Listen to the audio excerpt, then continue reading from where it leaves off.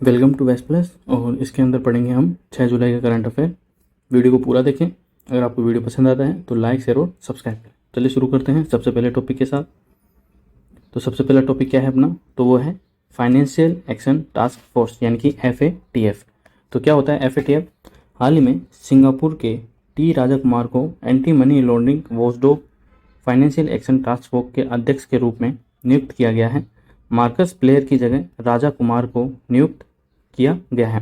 तो ये जो टी राजा कुमार हैं वो सिंगापुर के हैं और उनको FATF का जो अध्यक्ष हैं वो चुना गया है। वह 2 साल के लिए अपनी सेवा निर्वहन करेंगे और किसके स्थान पर आए हैं वो मार्कस प्लेयर के स्थान पर आए हैं। वह लंबे समय से वैश्विक आतंकी वित्तपोषण के खिलाफ काम कर रहे हैं। फाइनेंशियल एक्शन टास्क फोर्स को फ्रेंच ग्रुप डी एक्शन फाइनेंसर के रूप में भी जाना जाता है। यह एक अंतर सरकारी संगठन है। कौन सा संगठन है? अंतर सरकारी संगठन।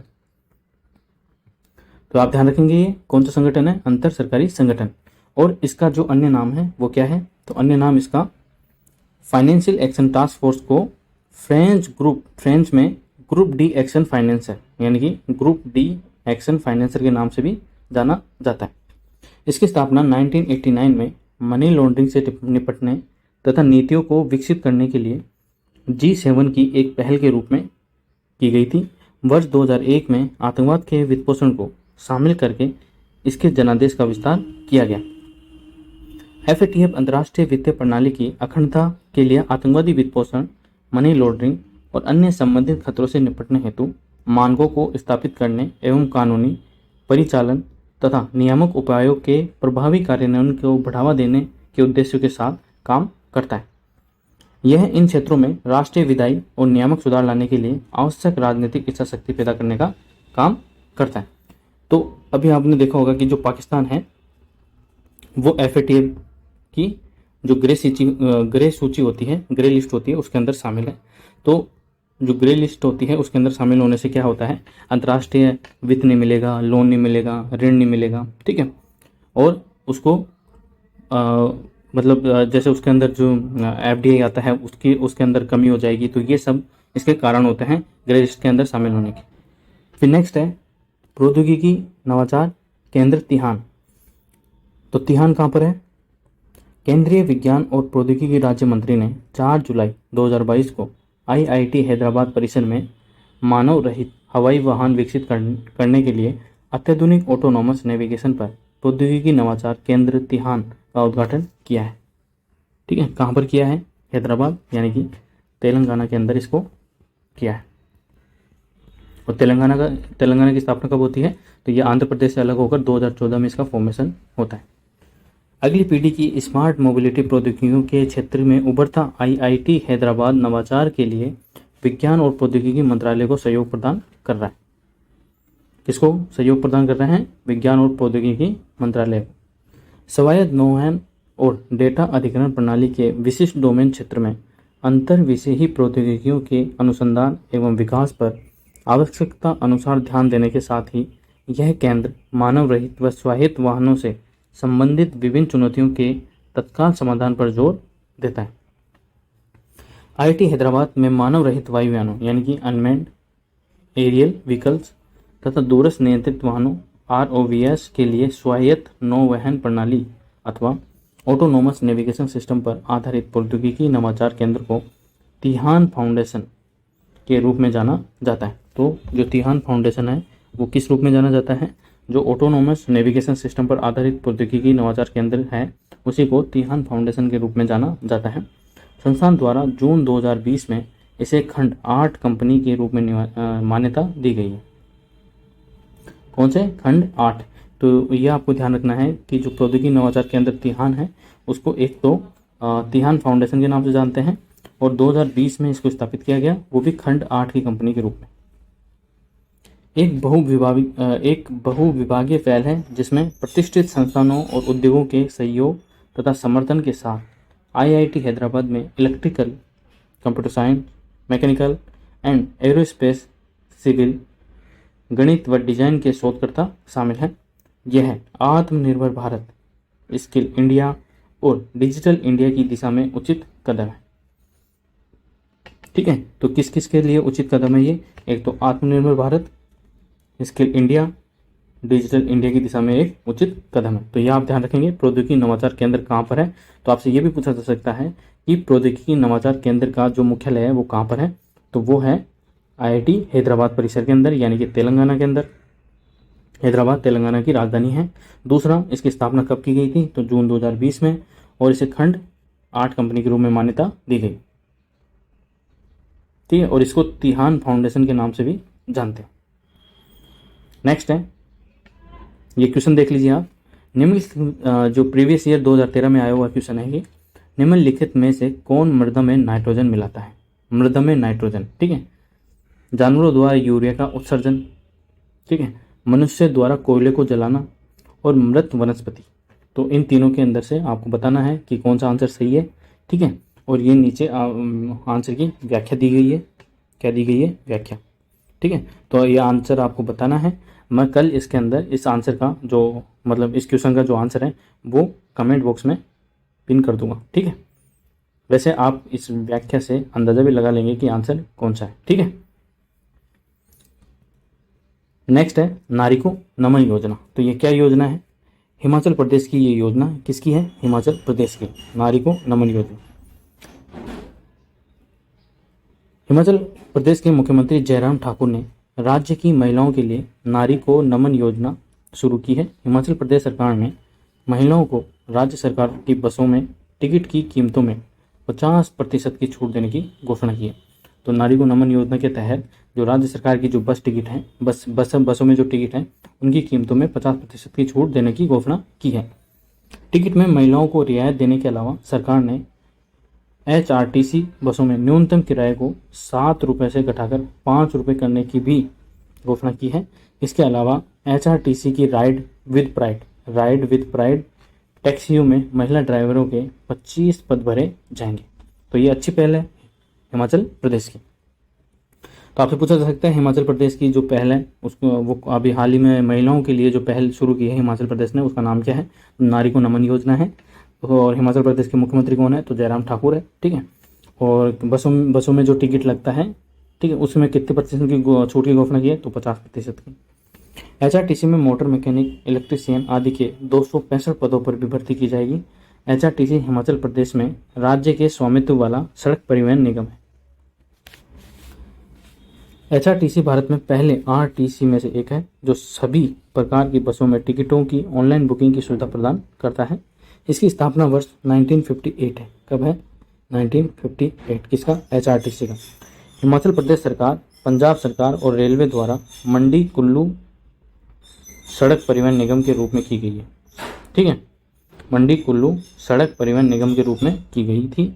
इसकी स्थापना पंजाब हिमाचल प्रदेश में परिवहन को संचालित करने के लिए की गई थी। 2 अक्टूबर 1974 को इस निगम का हिमाचल सरकार में विलय कर दिया गया और इसका नाम हिमाचल सड़क परिवहन निगम कर दिया गया, ठीक है। तो ये इतना आपसे पूछा नहीं जाएगा। आपसे पूछा जा सकता है कि हिमाचल प्रदेश की जो महिलाओं के लिए जो टिकट के अंदर 50% की छूट की घोषणा की है उस योजना का नाम क्या है? तो नारी को नमन योजना। मुख्यमंत्री कौन है? जयराम ठाकुर है, ठीक है। कितनी प्रतिशत की छूट की घोषणा की है? 50% की, ठीक है। अब जो नई रैंकिंग आई है वो क्या आई है? State startup ranking 2021। Best performer, top performers, leaders, ठीक है, एस्पायरिंग लीडर्स और इमर्जिंग स्टार्टअप को सिस्टम्स, ठीक है। तो ये प्रमुख कैटेगरीज है जिसके अंदर प्रमुख राज्य हैं। और जो ट्रेड मिनिस्टर है अपने वो कौन है? तो वो है पीयूष गोयल। ये पीयूष गोयल की फोटो है, आप देख सकते हैं। तो स्टेट में जैसे जो बेस्ट परफॉर्मर है वो कौन से स्टेट है? तो एक तो गुजरात है और दूसरा है कर्नाटक। टॉप परफॉर्मर्स में केरला, महाराष्ट्र, उड़ीसा और तेलंगाना है। लीडर्स के अंदर असम, पंजाब, तमिलनाडु, उत्तराखंड और उत्तर प्रदेश है। एस्पायरिंग लीडर्स के अंदर छत्तीसगढ़, दिल्ली, मध्य प्रदेश और राजस्थान है। तो आपको राजस्थान का भी याद रखना है कि राजस्थान को किस कैटेगरी में रखा है? तो एस्पायरिंग लीडर्स की कैटेगरी में रखा है और वो 4th नंबर पे, ठीक है। और इमर्जिंग स्टार्टअप को इकोसिस्टम्स में आंध्र प्रदेश और बिहार को रखा गया है। तो ये भी आप ध्यान रखेंगे। नेक्स्ट है स्क्वाड्रन INAS 324। तो ये क्या है? देख लेते हैं एक बार।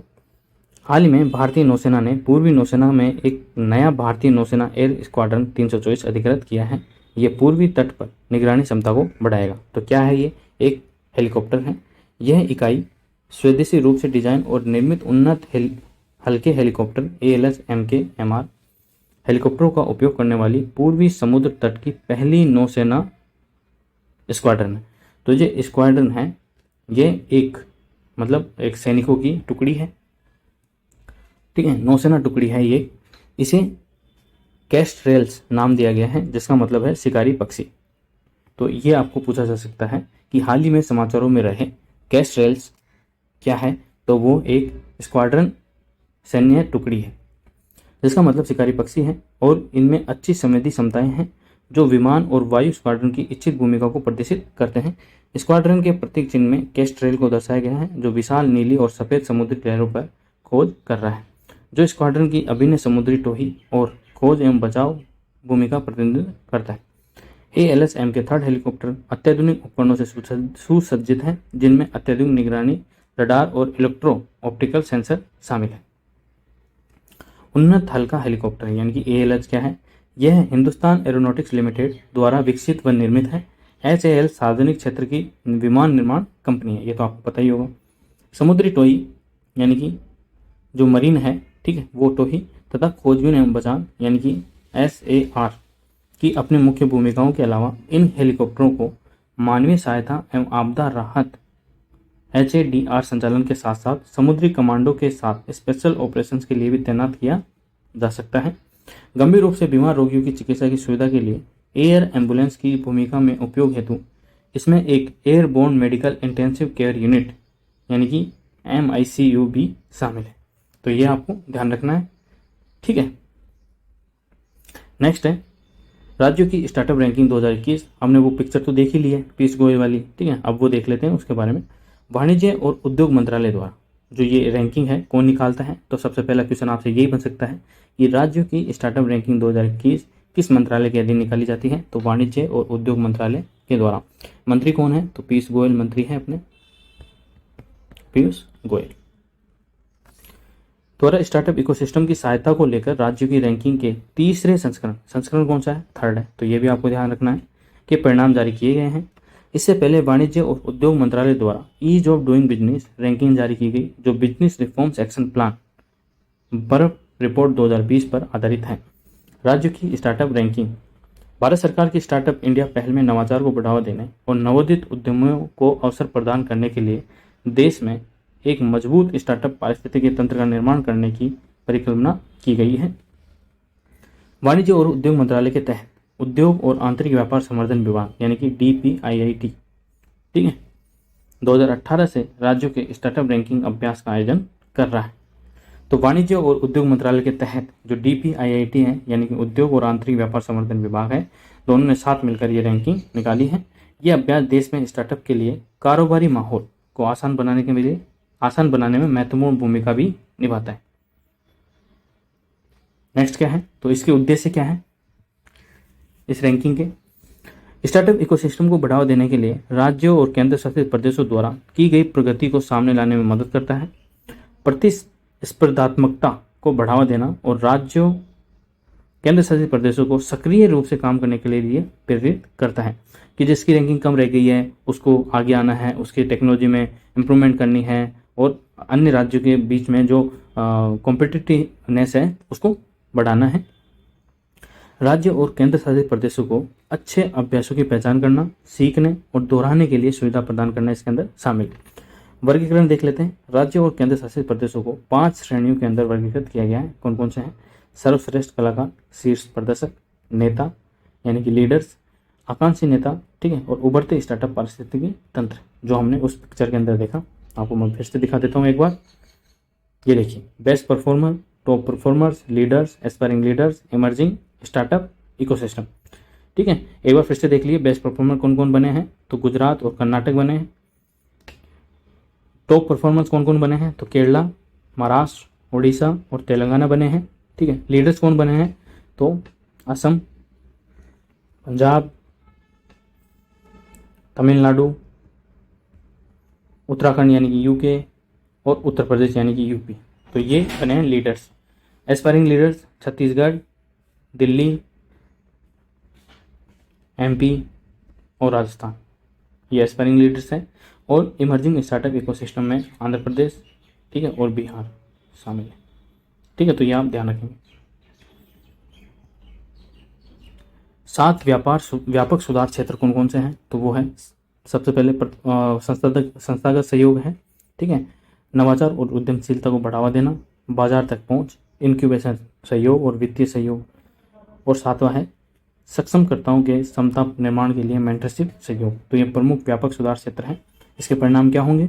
तो गुजरात और कर्नाटक राज्यों की श्रेणी में सर्वश्रेष्ठ प्रदर्शनकर्ता के रूप में उभरे हैं, जैसा कि अभी हमने उस पिक्चर के अंदर देखा। केंद्र शासित प्रदेशों और पूर्वोत्तर राज्यों की श्रेणी में मेघालय शीर्ष स्थान पर, ठीक है। तो यूटीज और जो ईस्टर्न स्टेट है, ठीक है, उसके अंदर मेघालय शीर्ष पर है। केरल, महाराष्ट्र, उड़ीसा और तेलंगाना राज्यों की श्रेणी शीर्ष कलाकार का पुरस्कार जीता। केंद्र शासित प्रदेशों और पूर्वोत्तर राज्यों की श्रेणी में जम्मू कश्मीर शीर्ष प्रदर्शनकर्ता के रूप में दिखाई दिए हैं। किसमें? यूटीज और पूर्वोत्तर राज्यों की श्रेणी के अंदर, ठीक है। तो ये आपको ध्यान रखना है, ठीक है। तो ये प्रमुख टॉपिक थे 6 जुलाई के करंट अफेयर के, जो हमने बारी बारी से देखा। अगर आपको ये वीडियो पसंद आता है तो वीडियो को लाइक करें, शेयर करें और चैनल को सब्सक्राइब करें। Thank you.